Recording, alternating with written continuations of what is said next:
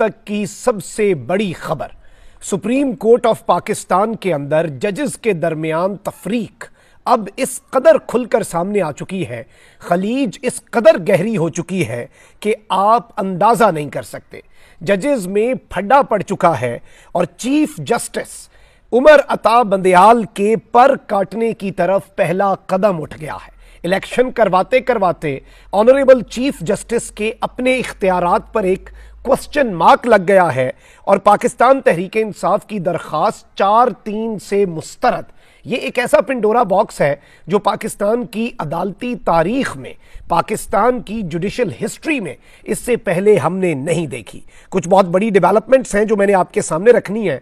और नाज़रीन इकराम, मैं आपको यह भी बता दूं कि हम लगातार जिस वक्त सुप्रीम कोर्ट ऑफ पाकिस्तान के अंदर जब पाकिस्तान तहरीक इंसाफ ने दरखास्त दायर की कि इलेक्शंस 90 दिन के अंदर करवाए जाएं, जिसमें 9 रुकनी बेंच बना, हुकूमत ने हमला किया सुप्रीम कोर्ट के ऊपर। फिर वो 9 रुकनी बेंच में से 2 जो जज साहिबान हैं वो अलग हुए और 2 जज साहिबान ने इख्तलाफ किया कि ये सुओ मोटो बनता ही नहीं था। अब उसके बाद 5 रुकनी बेंच बच गया था। उस वक्त भी मैंने एक वीडियो बनाई थी, मैंने एक एक्सक्लूसिव खबर आप सबके सामने रखी थी और मेरा उस वक्त का जो थंबनेल है वो आप देख सकते हैं कि आज बरोज सोमवार जजेस के तसादुम का खदशा, ये पिछले महीने किया। और अज खुद नोटिस समात से कबल कॉज लिस्ट मनसूख, क्या 1997 वाला काम फिर होने जा रहा है? यानी जिस तरह से जजेस को डिवाइड किया गया, क्या वो काम एक मरतबा फिर पाकिस्तान में होने जा रहा है? और अब यूं लग रहा है कि ये वो खदशा है, क्योंकि आज एक मरतबा फिर chief justice of Pakistan justice Umar Ata Bandial साहब जो हैं, उन्होंने एक बेंच बनाया, 5 रुकनी बेंच बनाया। उस बेंच के अंदर जाहिर बात है तमाम तर जज साहिबान, इंपॉर्टेंट जज साहिबान मौजूद थे। ये चीफ जस्टिस का इख्तियार होता है, जैसे आर्मी चीफ का इख्तियार है कि वो अपनी मर्जी के कोर कमांडर्स लगाए जहां पर मर्जी जिसे पोस्ट करे। उसी तरह से जिस तरह वजीर आजम का इख्तियार होता है कि वो काबीना में अपनी मर्जी के मिनिस्टर्स को अपनी मर्जी का पोर्टफोलियो दे, उसी तरह चीफ जस्टिस अपनी मर्जी से ये सब कर सकते हैं।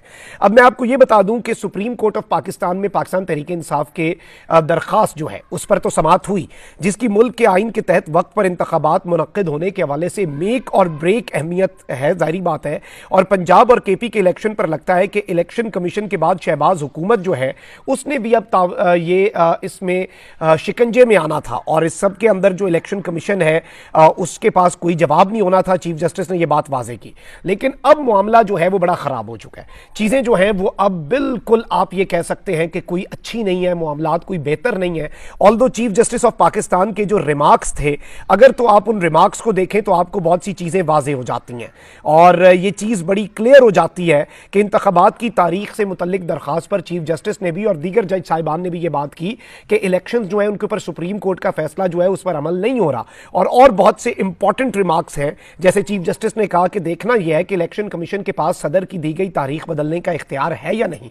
क्या इंतखाबात में इल्तवा से निगरान हुकूमत की मुद्दत में तोसी नहीं होगी? ये सवाल पूछा चीफ जस्टिस ने। और ये वो सवालात हैं जो आने वाले वक्त के अंदर आइन और कानून के मुताबिक जो फैसला होना था उसकी राह हमवार कर रहे थे। लेकिन उससे पहले ही एक बड़ा धचका, एक बड़ी ब्रेकिंग न्यूज आ गई।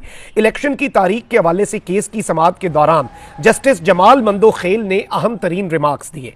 सुप्रीम कोर्ट के आज खुद नोटिस का जो फैसला था उस पर तो तमाम जजेस के दस्तखत नहीं, ये कहा जस्टिस जमाल मंदोखेल ने। इस रिमार्क्स के बाद वाज़ेह हो गया, जजेस भी ये समझते हैं कि ये वो जो फैसला था वो 4-3 का था। अब मैं आपको बताता हूं ये 4-3 का फैसला क्या, ये बेसिक चीज आप समझ लें। ये जो पाकिस्तान के इस वक्त वजीर कानून है उन्होंने भी ये बात की। अब हुआ क्या, 9 रुकनी बेंच बना, उनमें से 2 जज साहिबान के ऊपर पाकिस्तान मुस्लिम लीग नवाज को और पीडीएम को एतराज था। 2 जज साहिबान उनमें से ऐसे थे जिन पे जाहिर बात है, आपको पता है कि जस्टिस जो थे अतर मिनल्ला और एक और जस्टिस साहिब, उन्हें इस अज खुद नोटिस पर ही एतराज था। अब उन 9 जजेस में से नाज़रीन किराम 4 निकल गए, 2 अलग हो गए और 2 ने कहा कि यह अज खुद नोटिस बनता ही नहीं है। 5 में से 3 ने फैसला दिया कि इलेक्शन 90 दिन में होने चाहिए और 2 जज साहिबान ने कहा कि यह खुद नोटिस जो है इसकी तुक्की नहीं बनती। अब ये उस वक्त हुकूमत ने एक अपनी 1.5 ईंट की मस्जिद बनाई और इन्होंने अपने हिसाब से कह दिया अब जो जज साहिबान बेंच से अलग हो गए हैं उनका तो बीच में फैसला बनता ही नहीं है। अब ये कहते हैं कि नहीं, ये 7 रुकनी बेंच था और इसमें 4 जज साहिबान ने कह दिया कि ये अज खुद नहीं बनता और चीफ जस्टिस और बाकी 2 जज साहिबान, 3 जज साहिबान का फैसला खत्म हो गया। और भाई अगर इस मंतक पे आना है तो उन 2 जजेस को भी तो डालो ना जो अलग हो गए थे थे जस्टिस मज़ाहिर नकवी और दीगर, और फिर तो ये फैसला दोबारा 5-4 से हो जाए, तो ये इस तरह की कंफ्यूजन बनाई गई है। अब मैं इस सब के अंदर आपको कुछ चीजें बता दूं जो इस वक्त ब्रेकिंग न्यूज से भी बड़ी ब्रेकिंग न्यूज, ये पाकिस्तान की जुडिशियल हिस्ट्री के अंदर 27 सफात पर मुश्तमिल तफसीली फैसला है। पंजाब और केपी के इलेक्शन की तारीख के हवाले से लिए जाने वाले सुप्रीम कोर्ट के खुद नोटिस केस के हवाले से जस्टिस मंसूर अली शाह और जस्टिस जमाल मंदोखेल का तफसीली फैसला सामने आ गया है। 27 सफात पर मुश्तमिल तफसीली फैसले में जस्टिस मंसूर अली शाह और जस्टिस जमाल मंदोखेल ने कहा कि खुद नोटिस 4 जजेस ने मुस्तरद किया। ऑर्डर ऑफ कोर्ट 4-3 का फैसला है। फैसले में कहा गया है कि चीफ जस्टिस के वन मैन पावर शो के इख्तियारात पर नजरसानी करनी होगी, यानी honourable chief justice one man का पावर शो चला रहे हैं, उस पर नजरसानी की जरूरत है। सुप्रीम कोर्ट को ना सिर्फ एक शख्स के फैसलों पर नहीं छोड़ा जा सकता, वक्त आ गया है कि चीफ जस्टिस ऑफिस का वन मैन शो का लुत्फ उठाने का सिलसिला खत्म किया जाए, यानी ये फैसले एक बंदे के नहीं है, चीफ जस्टिस का जो इख्तियार है उसे कम कर दिया जाए। अज खुद नोटिस के इख्तियार के बारे में फुल कोर्ट के जरिए पॉलिसी बनाना होगी। ख्याल रहे कि सुप्रीम कोर्ट ने पंजाब और केपी में इलेक्शन की तारीख के हवाले से आज खुद नोटिस लिया था और इस पर इब्तदाई तौर पे आपको पता है कि 9 रुकनी बेंच बना था।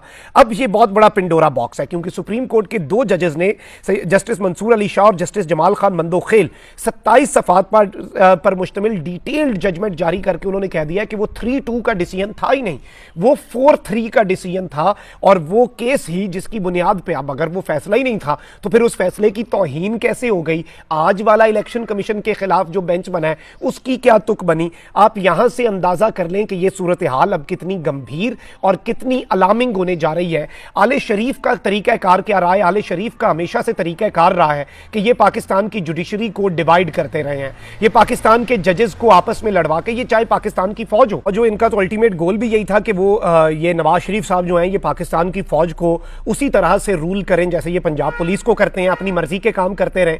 तो ये सारी की सारी चीजें जाहिर बात है पूरी कौम को समझ आ रही हैं। नवाज शरीफ ने सुप्रीम कोर्ट पे हमला किया, फिर अता तारड़ साहब जो हैं, जाहिर बात है आपको पता है कि उनके जो बड़े हैं उन्होंने किस तरह से जुडिशरी के अंदर ब्रीफ केसेस के मामलात, और उस पर बात होती रहती है और ये लोग बात करते हैं, जुबान खल्क है कि किस तरह के मामलात किए गए। नवाज शरीफ की बेटी ने भी वही काम किया सुप्रीम कोर्ट के जजेस को प्रेशराइज करने के लिए, और पूरा इन्होंने जोर लगाया कि फुल कोर्ट बने। चीफ जस्टिस अपने मौकफ से पीछे नहीं हटे। चीफ जस्टिस ने कहा कि ये ऑडियो वीडियोस जो है ये हमें ब्लैकमेल नहीं कर सकती, ये हमारा जो एक नैरेटिव है उससे हमें पीछे नहीं हटा सकती, हमने तो आइन और कानून के मुताबिक फैसला करना है।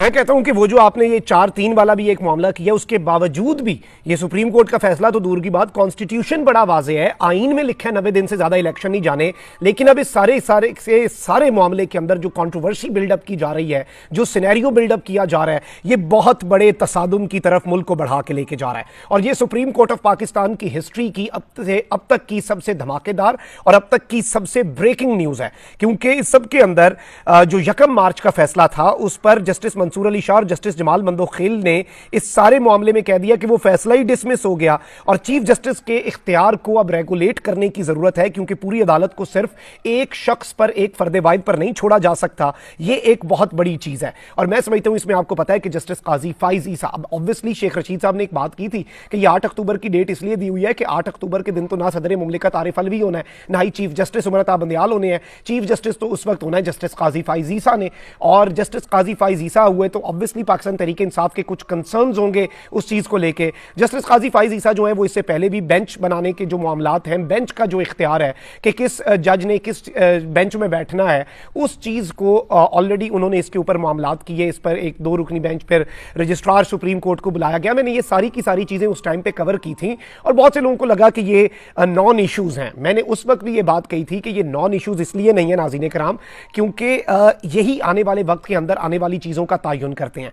पाकिस्तान तहरीक इंसाफ के लिए ये बहुत बड़ा धचका है, क्योंकि अब सुप्रीम कोर्ट ऑफ पाकिस्तान और चीफ जस्टिस साहब जो कि आइन की बालादस्ती और कानून की बालादस्ती के ऊपर काम करते, अब वो अपने मसाइल के अंदर उन्हें उलझाने के लिए ये एक मुकम्मल तौर पर मैदान बन चुका है कि चीफ जस्टिस का जो फैसला है वही गलत था और जो 3 जजेस ने बात की है, फिर तो वही बात है, फिर आप 9 रुकनी बेंच बहाल करें ना। फिर जब आप 9 रुकनी बेंच बहाल करेंगे फिर तो दोबारा उसमें से 2 जज साहिबान हो सकता है चीफ जस्टिस के साथ खड़े हो जाएं। आपके 4 बंदे ये कह रहे हैं, उधर से 5 ये कह लेंगे, आप नया बेंच बना लें। तो ये सारी की सारी चीजें इस वक्त, और ऑब्वियसली चीफ जस्टिस को मजीद प्रेशराइज, चीफ जस्टिस कह रहे हैं मैंने लार्जर बेंच जो है उसकी तरफ ने, फुल कोर्ट की तरफ मैं नहीं जाऊंगा, मेरा मर्जी, जाहिर बात है फुल कोर्ट जो है इससे पहले भी इन्होंने प्रेशराइज। और आप देखें ना कि कासिम सूरी की रूलिंग जो है, जब वो चीफ जस्टिस ने और इसी बेंच ने और इन्हीं जजेस ने कलअदम की तो जस्टिस बहुत अच्छे, लेकिन जब दोस्त मजारी रही कि पंजाब असेंबली वाली रूलिंग इन्होंने गलत की तो इनके खिलाफ जी प्राइम मिनिस्टर ऑफिस के बाहर प्राइम मिनिस्टर आगे खड़ा होता है, पीछे पूरी काबीना खड़ी होकर ऑनरेबल जुडिशरी के ऊपर हमला कर देती है। शहबाज शरीफ साहब, अगर कानून और मेरिट के मुताबिक आज जो केस चला है उसमें शहबाज शरीफ साहब और इलेक्शन कमीशन दोनों, उनकी पूरी हुकूमत, इनकी वजारतें, पूरी विफाकी काबीना जिसने वजारतों के जो सिफारिशात हैं उनकी तौसीक की, वो सारे के सारे तौहीन अदालत के रगड़े में आते हैं। तौहीन अदालत तो दूर की बात, आइन शिकनी के रगड़े में भी आते हैं। और ये जो आइन शिकनी है, ये जाहिर बात है, आपको पता है कि ये क्या मामलात होते हैं इसके अंदर, और आर्टिकल 6 लगता है। लेकिन अब इस चीज़ पूरे के पूरे प्रोसेस को ही मुतनाज़ा बना दिया गया है। इस पूरे के पूरे प्रोसेस के अंदर ही अब जो चीज़ें हैं वो इस तरह का रुख उन्हें दे दिया गया है कि आप अंदाज़ा नहीं कर सकते कि ये चीज़ें आगे चल के कितनी अलार्मिंग होंगी, कितनी खतरनाक हो सकती हैं। और मुल्क के लिए, पाकिस्तान के अदालती निज़ाम के लिए एक इदारा है जिसकी तरफ पूरी कौम देख रही है, एक इदारा बचा है। आप उसी इदारे के अंदर इस तरह की कंट्रोवर्सीज जब बिल्डअप होती हैं तो ये बहुत ज़्यादा गलत, बहुत ज़्यादा खतरनाक, और मैं समझता हूं कि ये आग का खेल होता है। चीफ जस्टिस के पीछे पूरी कौम खड़ी थी, खड़ी है और खड़ी रहेगी, अपनी पूरी जुडिशरी, अपनी पूरी सुप्रीम कोर्ट के पीछे। लेकिन जिस तरह एतजाज अहसन साहब ने कहा कि चीफ जस्टिस हमारी रेड लाइन है, और ये जज साहिबान को भी देखना होगा कि आपसी इख्तलाफात के अंदर लगे रहे तो पूरी सुप्रीम कोर्ट के अंदर फिर कल को आपने भी तो आना है ना, कल को आपने भी चीफ जस्टिस बनना है। आप इस सब के अंदर कहीं पूरे के पूरे इदारे को तो खोखला नहीं कर बैठेंगे। ये भी एक नुक्ता है जिसे ऑब्वियसली बड़े हैं वो सारे, हमसे ज्यादा समझदार हैं, इन सब को समझने की जरूरत है। अपना बहुत ख्याल रखें। अल्लाह निगहबान। पाकिस्तान जिंदाबाद।